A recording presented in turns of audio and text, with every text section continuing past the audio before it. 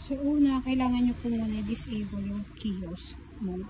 So, para di-disable nyo siya, ipindutin nyo yung power, tsaka yung volume dito. So, pindutin nyo yung power ng isa, tapos power ulit, tapos volume. Tapos, pililitaw dito na connect to internet. Yan, click nyo lang po yung wifi nyo para ma-connect siya. Pag once na connected na siya, click nyo din tong sync settings. Para baka dito nagkakaroon ng problema. Yan.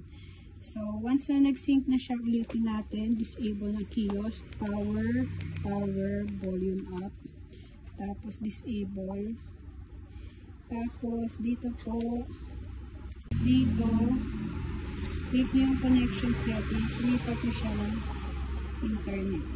Connection settings, internet. Yan, ganyan.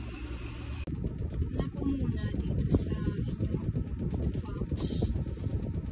Click nyo yung licenses, e-loaders. Yan, pag nasa e-loaders na kayo, di may license kayo dito. Click nyo po yung settings. Pagka-click nyo ng settings, yung connection setting nyo po dito,